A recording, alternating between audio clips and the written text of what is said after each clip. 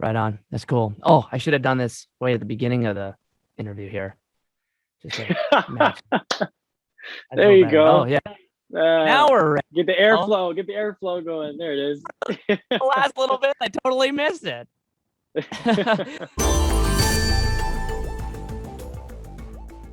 All right, joining me is Tyler Shaw. Very excited about this. Tyler, we've been waiting for this new album for a little while now, and you've been kind of teasing us with a few songs here and there. What's today look like for you? Today is release day. I just released the lead single off the new album. It's called "I See You," as well as I announced that I'm releasing my third studio album on August 20th this year. So just a couple weeks. You only got to wait a couple weeks for it. I just listened to the song on your page. Big fan, by the way. Great new music that you got coming out. Thank you. Do you watch it? Do you watch the numbers on a day like today, or do you try to avoid that as best you can? It's best to just let it live for a while. I'll go check in like the 24-hour mark just to see how we're doing. But today is just enjoying the day, celebrating the new music, and it's yeah, I don't want to get caught up too much on the numbers. I'll leave that to the industry professionals. The new album, you said third album. Tell me a little bit about it. What kind of stands out to you? What are the things you're most excited about? Absolutely. Like you said, third album, which is hard to believe. Next year, 2022, will be 10 years in the industry. So this third album is coming at such a amazing time, to be honest. And it's a self-titled album. It's Tyler Shaw, the album. And I decided to slap my name on it without any other distractions because I'm that proud of the music that I've come up with during such a interesting time. This album was written over Zoom, most of it, which is I never thought I'd say. So that's an angle that has been challenging, but at the same time, it's been an interesting to see how my mind has shifted and how my workflow has shifted and everything. So um, I'm excited about the music. It's a bold statement, but it's my best work yet, which is always what you want. You want to have the projects always going on an upward Yeah. trajectory. Um, and yeah, I'm just extremely proud of the work. Right on. Well, and like you said, I mean, writing it over Zoom and doing everything in the weird time we've had. How's that been? Have you been able to kind of balance, family, home life with work? Yeah, it took probably a couple months to really adjust to everything. Once we were hit with this stay at home stuff and like don't go out, like pandemic life is real. I was supposed to be going to like LA, the UK, a few spots in Canada. So I was supposed to do a lot of travel. And when I'm in a writing phase for my album, that's where I think a lot of inspiration comes from, is just like on the go, going here, going there. A lot of ideas will pop into my head that way when I'm experiencing new food or architecture or where like a new place. Um, Yeah. so being at home, just like sitting, not going from place to place, not being in motion, it really took me for a loop. And I had to adjust and kind of explain to myself and make sure my mind was in the right place, being like, okay, like this is real now. You have to be at home. Like let's just chill out for a bit. And it ended up being such a beautiful thing. I would take time for myself in the morning and just like take time to breathe and have a cup of tea or just chill in the sun or just like reflect, read a book or something for like half an hour in the morning. Not only that, but like work on my relationship with my wife and think about my relationships with my friends and family and all that, and just like build it up and have the time to reach out online and just like, we got the technology to do it, so why not do it? Yeah. And I think that like had a weird shift in my mind where it's like I was working on myself self mentally and growing as a person. I feel like I always want to be growing. I always want to be constantly knowing, learning, and receiving knowledge, whether that's like self-help books or just like meditative state of mind, just like always growing as best as you can. And I think that happened when I was able to just like be present. Yeah. You can only write so many songs about your living room, though. You gotta be careful. Yeah, exactly. Yeah. Talking a little bit about family.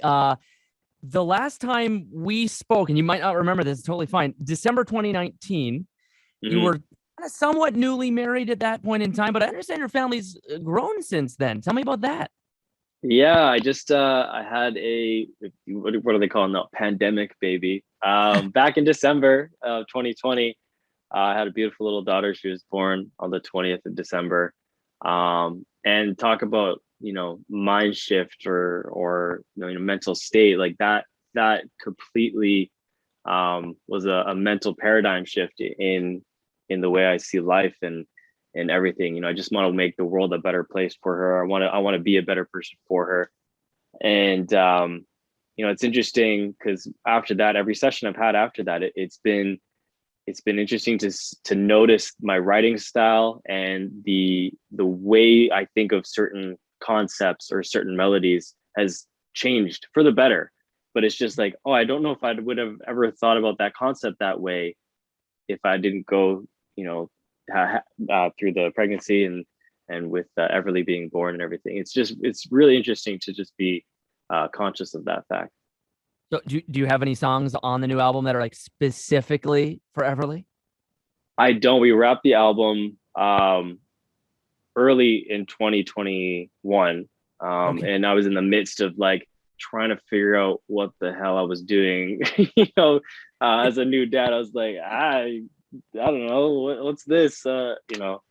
It's a crazy time, but we're all good now. She's 7 months old, and it's an incredible time.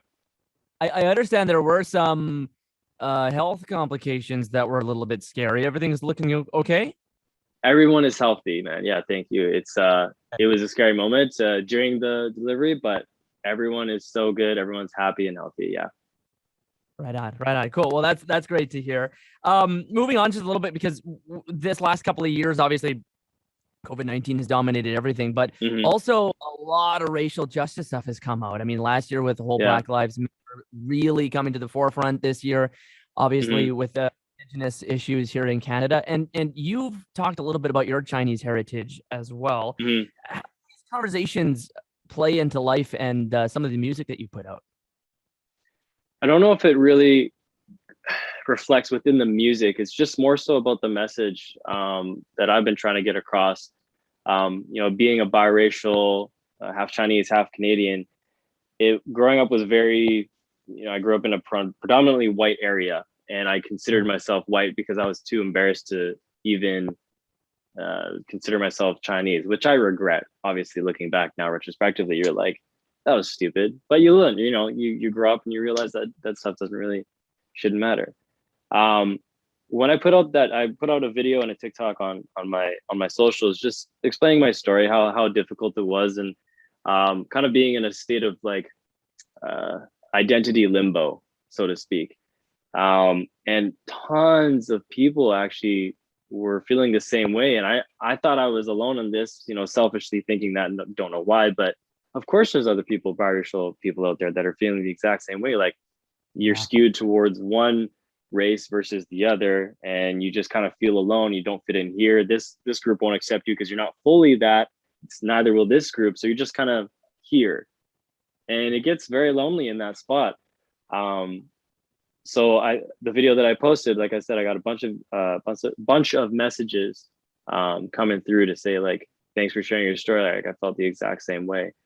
I think we should all be proud of our backgrounds, whether you're half or full or quarter or three quarters. Like if you are that and you feel something with that identity or that culture, then go for it, own it, like be a part of it and just immerse yourself in it, because that's a part of you that you're missing out on.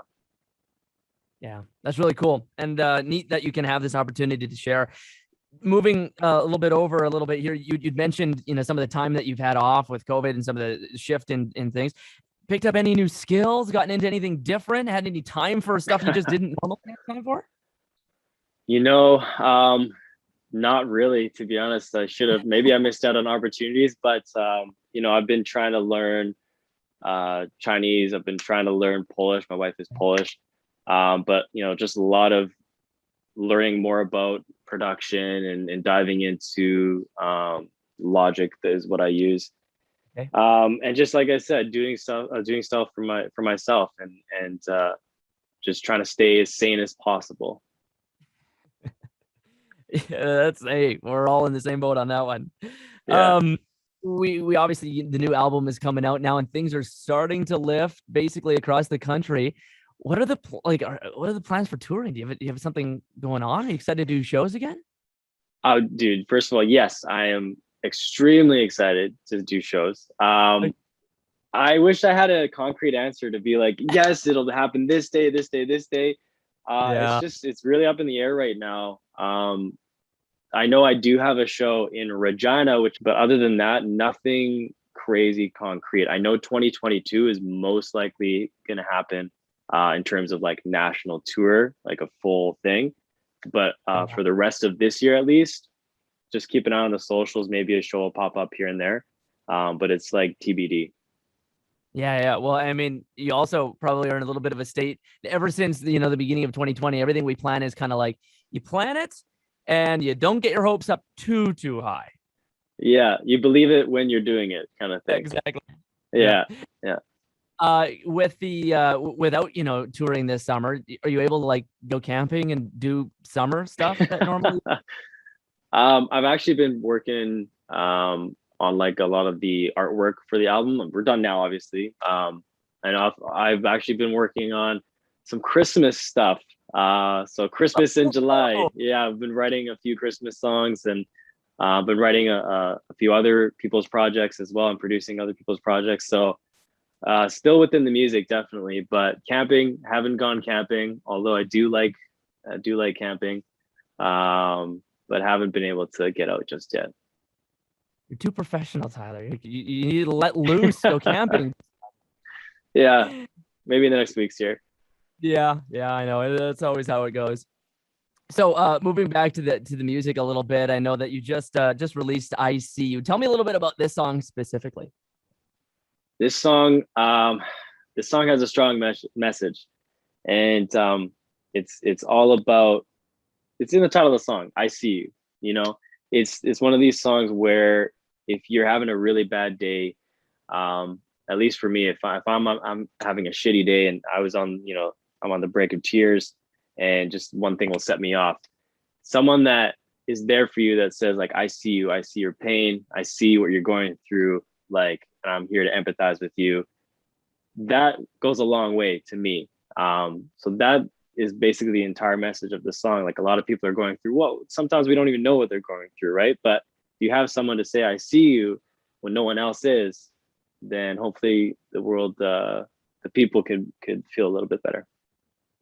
Right on. That's cool. Oh, I should have done this way at the beginning of the interview here, just to match a There little you better. Oh go. yeah. Uh, Now we're ready. Oh, get the airflow going. There it the last little bit, I totally missed it. is. Well, we've been loving playing Winter Home and Be Like You. So looking forward to a couple more songs from this album. Of course, looking forward to seeing you on tour again. If you happen to come through, be love to be able to see you and join you. And yeah, Absolutely. just really loving your career so far. Really loving seeing your growth and stuff as an artist. It's been a lot of fun. Thanks, man. Hey, thanks so much for the support too. I couldn't do without you, so appreciate it. Well, and looking back to your childhood, you ever see yourself in this position?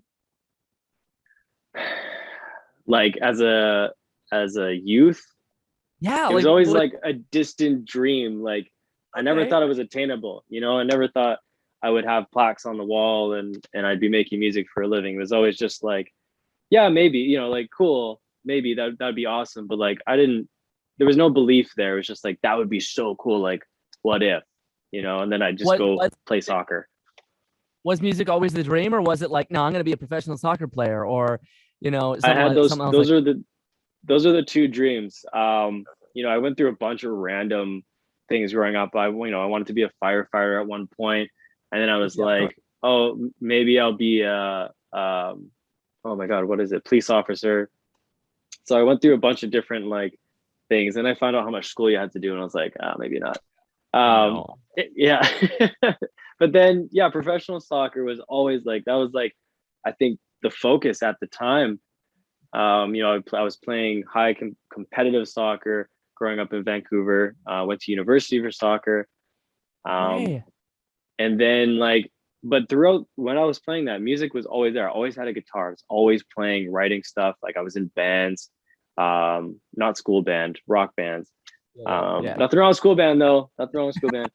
And yeah, I think it just happened. Like I obviously loved both, and I had the opportunity to showcase my talents with music, whether that's coffee houses or local bars or whatever. And I did it, and the stars aligned. Something everything happens for a reason. That's what I truly believe. So I'm happy I took the opportunity. I'm happy I'm here. Yeah. Being a pop star is not a bad consolation prize for not becoming a professional. Yeah, exactly. Yeah. Awesome. Well, thank you so much for joining me, Tyler. It's delightful. Love to chat again and looking forward to the music. Thank you. We'll see you soon. Yeah, absolutely.